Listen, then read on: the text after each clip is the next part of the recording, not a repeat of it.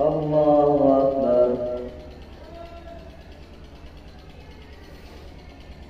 الحمد لله رب العالمين الرحمن الرحيم مالك يوم الدين. إياك نعبد وإياك نستعين. اهدنا الصراط المستقيم صراط الذين أنعمت عليهم غير المغضوب عليهم ولا الضالين. قال الملأ الذين استكبروا من قومه لنخرجنك يا شعيب والذين آمنوا معك من قريتنا أو لتعودن في ملتنا. قال ولو كنا كارهين قد افترينا على الله كذبا إن عدنا في ملتكم بعد إذ نجانا الله منها وما يكون لنا أن نعود فيها إلا أن يشاء الله ربنا وسع ربنا كل شيء علما. على الله توكلنا ربنا افتح بيننا وبين قومنا بالحق وأنت خير الفاتحين. وقال الملأ الذين كفروا من قومه لئن اتبعتم شعيبا إنكم إذا لخاسرون. فأخذتهم الرجفة فأصبحوا في دارهم جاثمين. الذين كذبوا شعيبا كأن لم يغنوا فيها. الذين كذبوا شعيبا كانوا هم الخاسرين. فتولى عنهم وقال يا قوم لقد أبلغتكم رسالات ربي ونصحت لكم فكيف آسى على قوم كافرين. وما أرسلنا في قرية من نبي إلا أخذنا أهلها بالبأساء والضراء لعلهم يضرعون. ثم بدلنا مكان السيئة الحسنة حتى عصوا وقالوا قد مس آباءنا الضراء والسراء فأخذناهم بغتة وهم لا يشعرون. ولو أن أهل القرى آمنوا واتقوا لفتحنا عليهم بركات من السماء والأرض ولكن كذبوا فأخذناهم بما كانوا يكسبون. أفأمن أهل القرى أن يأتيهم بأسنا بياتا وهم نائمون أو أمن أهل القرى أن يأتيهم بأسنا ضحى وهم يلعبون. أفأمنوا مكر الله فلا يأمن مكر الله إلا القوم الخاسرون. أولم يهد للذين يرثون الأرض من بعد أهلها أن لو نشاء أصبناهم بذنوبهم ونطبع على قلوبهم فهم لا يسمعون. تلك القرى نقص عليك من أنبائها ولقد جاءتهم رسلهم بالبينات فما كانوا ليؤمنوا بما كذبوا من قبل كذلك يطبع الله على قلوب الكافرين. وما وجدنا لأكثرهم من عهد وإن وجدنا أكثرهم لفاسقين. ثم بعثنا من بعدهم موسى بآياتنا إلى فرعون وملئه فظلموا بها فانظر كيف كان عاقبة المفسدين. وقال موسى يا فرعون إني رسول من رب العالمين حقيق على أن لا أقول على الله إلا الحق قد جئتكم ببينة من ربكم فأرسل معي بني إسرائيل. قال إن كنت جئت بآية فأت بها إن كنت من الصادقين. فألقى عصاه فإذا هي ثعبان مبين ونزع يده فإذا هي بيضاء للناظرين. قال الملأ من قوم فرعون إن هذا لساحر عليم يريد أن يخرجكم من أرضكم فماذا تأمرون. قالوا أرجه وأخاه وأرسل في المدائن حاشرين يأتوك بكل ساحر عليم. وجاء السحرة فرعون قالوا إن لنا لأجرا إن كنا نحن الغالبين. قال نعم وإن وإنكم لمن المقربين. قالوا يا موسى إما أن تلقي وإما أن نكون نحن الملقين. قال ألقوا. فلما ألقوا سحروا أعين الناس واسترهبوهم وجاءوا بسحر عظيم. وأوحينا إلى موسى أن ألق عصاك فإذا هي تلقف ما يأفكون. فوقع الحق وبطل ما كانوا يعملون. فغلبوا هنالك وانقلبوا صاغرين. وألقي السحرة ساجدين قالوا آمنا برب العالمين رب موسى وهارون. قال فرعون آمنتم به قبل أن آذن لكم إن هذا لمكر مكرتموه في المدينة لتخرجوا منها أهلها فسوف تعلمون. لأقطعن أيديكم وأرجلكم من خلاف ثم لأصلبنكم أجمعين. قالوا إنا إلى ربنا منقلبون. وما تنقم منا إلا أن آمنا بآيات ربنا لما جاءتنا ربنا أفرغ علينا صبرا وتوفنا مسلمين. وقال الملأ من قوم فرعون أتذر موسى وقومه ليفسدوا في الأرض ويذرك وآلهته قال سنقتل أبناءهم ونستحيي نساءهم وإنا فوقهم قاهرون. قال موسى لقومه استعينوا بالله واصبروا إن الأرض لله يورثها من يشاء من عباده والعاقبة للمتقين. قالوا أوذينا من قبل أن تأتينا ومن بعد ما جئتنا. قال عسى ربكم أن يهلك عدوكم ويستخلفكم في الأرض فينظر كيف تعملون. ولقد أخذنا آل فرعون بالسنين ونقص من الثمرات لعلهم يذكرون.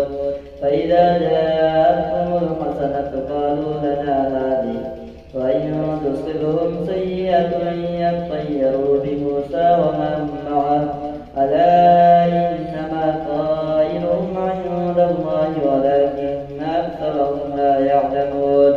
وقالوا مهما تأتنا به من آية لتسحرنا بها فما نحن لك بمؤمنين. فأرسلنا عليهم الطوفان والجراد والقمل والضفادع والدم آيات مفصلات فاستكبروا وكانوا قوما مجرمين. ولما وقع عليهم الرجز قالوا يا موسى ادع لنا ربك بما عهد عندك لئن كشفت عنا الرجز لنؤمنن لك ولنرسلن معك بني إسرائيل. فلما كشفنا عنهم الرجز إلى أجل هم بالغوه إذا هم ينكثون. فانتقمنا منهم فأغرقناهم في اليم لأنهم كذبوا بآياتنا وكانوا عنها غافلين. وأورثنا القوم الذين كانوا يستضعفون مشارق الأرض ومغاربها التي باركنا فيها وتمت كلمة ربك الحسنى على بني إسرائيل بما صبروا ودمرنا ما كان يصنع فرعون وقومه وما كانوا يعرشون. وجاوزنا ببني إسرائيل البحر فاتوا على قوم يعكفون على أصنام لهم قالوا يا موسى اجعل لنا إلها كما لهم آلهة قال إنكم قوم تجهلون. إن هؤلاء متبر ما هم فيه وباطل ما كانوا يعملون. قال غير الله يبغيكم إلها وهو فضلكم على العالمين. وإذ أنجيناكم من آل فرعون يسومونكم سوء العذاب يقتلون أبناءكم ويستحيون نساءكم وفي ذلكم بلاء من ربكم عظيم. الله أكبر.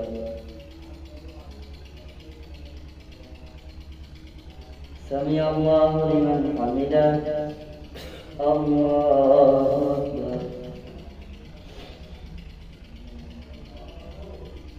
الله أكبر الله أكبر الله أكبر الحمد لله رب العالمين الرحمن الرحيم مالك يوم الدين إياك نعبد وإياك نستعين اهدنا الصراط المستقيم صراط الذين أنعمت عليهم غير المغضوب عليهم ولا الضالين ووعدنا موسى 30 ليلة وأتممناها بعشر فتم ميقات ربه 40 ليلة وقال موسى لأخيه هارون اخلفني في قومي وأصلح ولا تتبع سبيل المفسدين ولما جاء موسى لميقاتنا وكلمه ربه قال رب أرني أنظر إليك قال لن تراني ولكن انظر إلى الجبل فإن استقر مكانه فسوف تراني فلما تجلى ربه للجبل جعله دكا وخر موسى صعقا فلما أفاق قال سبحانك تبت إليك وأنا أول المؤمنين قال يا موسى إني اصطفيتك على الناس برسالاتي وبكلامي فخذ ما آتيتك وكن من الشاكرين وكتبنا له في الألواح من كل شيء موعظة وتفصيلا لكل شيء فخذها بقوة وأمر قومك يأخذوا بأحسنها سأريكم دار الفاسقين سأصرف عن آياتي الذين يتكبرون في الأرض بغير الحق وإن يروا كل آية لا يؤمنوا بها وإن يروا سبيل الرشد لا يتخذوه سبيلا وإن يروا سبيل الغي يتخذوه سبيلا ذلك بأنهم كذبوا بآياتنا وكانوا عنها غافلين والذين كذبوا بآياتنا ولقاء الآخرة حبطت أعمالهم هل يجزون إلا ما كانوا يعملون واتخذ قوم موسى من بعده من حليهم عجلا وجسدا له خوار ألم يروا أنه لا يكلمهم ولا يهديهم سبيلا اتخذوه وكانوا ظالمين ولما سقط في أيديهم ورأوا أنهم قد ضلوا قالوا لئن لم يرحمنا ربنا ويغفر لنا لنكونن من الخاسرين ولما رجع موسى إلى قومه غضبان آسفا قال بئس ما خلفتموني من بعدي أعجلتم أمر ربكم وألقى الألواح وأخذ برأس أخيه يجره إليه قال ابن أم إن القوم استضعفوني وكادوا يقتلونني فلا تشغل بي الأعداء ولا تجعلني مع القوم الظالمين قال رب اغفر لي ولأخي وادخلنا في رحمتك وأنت أرحم الراحمين إن الذين اتخذوا العجل سينالهم غضب من ربهم وذلة في الحياة الدنيا وكذلك نجزي المفترين والذين عملوا السيئات ثم تابوا من بعدها وآمنوا إن ربك من بعدها لغفور رحيم ولما سكت عن موسى الغضب أخذ الألواح وفي نسختها هدى ورحمة للذين هم لربهم يرغبون واختار موسى قومه 70 رجلا لميقاتنا فلما أخذتهم الرجفة قال رب لو شئت أهلكتهم من قبل وإياي أتهلكنا بما فعل السفهاء منا إن هي إلا فتنتك تضل بها من تشاء وتهدي من تشاء لنا وارحمنا وأنت خير الغافرين واكتب لنا في هذه الدنيا حسنة وفي الآخرة إنا هدنا إليك قال عذابي أصيب به من نشاء ورحمتي وسعت كل شيء فسأكتبها للذين يتقون ويؤتون الزكاة والذين هم بآياتنا يؤمنون الذين يتبعون الرسول النبي الأمي الذي يجدونه مكتوبا عندهم في التوراة والإنجيل يأمرهم بالمعروف وينهاهم عن المنكر ويحل لهم الطيبات ويحرم عليهم الخبائث ويضع عنهم إصرهم والأغلال التي كانت عليهم فالذين آمنوا به وعزروه ونصروه واتبعوا النور الذي أنزل معه أولئك هم المفلحون قل يا أيها الناس إني رسول الله إليكم جميعا الذي له ملك السماوات والأرض لا إله إلا هو يحيي ويميت فآمنوا بالله ورسوله النبي الأمي الذي يؤمن بالله وكلماته واتبعوه لعلكم تهتدون ومن قوم موسى أمة يهدون بالحق وبه يعدلون وقطعناهم 12 أسباطا أمما وأوحينا إلى موسى إذ استسقاه قومه أن اضرب بعصاك الحجر فانبجست منه 12 عينا قد علم كل أناس مشربهم وظللنا عليهم الغمام وأنزلنا عليهم المن والسلوى كلوا من طيبات ما رزقناكم وما ظلمونا ولكن كانوا أنفسهم يظلمون وإذ قيل لهم اسكنوا هذه القرية وكلوا منها حيث شئتم وقولوا حطة وادخلوا الباب سجدا نغفر لكم خطيئاتكم سنزيد المحسنين فبدل الذين ظلموا منهم قولا غير الذي قيل لهم فأرسلنا عليهم رجزا من السماء بما كانوا يظلمون واسألهم عن القرية التي كانت حاضرة البحر إذ يعدون في السبت إذ تأتيهم حيتانهم يوم سبتهم شفعا ويوم لا يسبتون لا تأتيهم كذلك نبلوهم بما كانوا يفسقون وإذ قالت أمة منهم لم تعظون قوما الله مهلكهم أو معذبهم عذابا شديدا قالوا معذرة إلى ربكم ولعلهم يتقون فلما نسوا ما ذكروا به أنجينا الذين ينهون عن السوء وأخذنا الذين ظلموا بعذاب بئيس بما كانوا يفسقون فلما عتوا عما نهوا عنه قلنا لهم كونوا قردة خاسئين وإذ تأذن ربك ليبعثن عليهم إلى يوم القيامة من يسومهم سوء العذاب إن ربك لسريع العقاب وإنه لغفور رحيم وقطعناهم في الأرض أمما منهم الصالحون ومنهم دون ذلك وبلوناهم بالحسنات والسيئات لعلهم يرجعون فخلف من بعدهم خلف ورثوا الكتاب يأخذون عرض هذا الأدنى ويقولون سيغفر لنا وإن يأتهم عرض مثله يأخذوه ألم يؤخذ عليهم ميثاق الكتاب ألا يقولوا على الله إلا الحق ودرسوا ما فيه والدار الآخرة خير للذين يتقون أفلا تعقلون والذين يمسكون بالكتاب وأقاموا الصلاة إنا لا نضيع أجر المصلحين وإذ نتقنا الجبل فوقهم كأنه ظلة وظن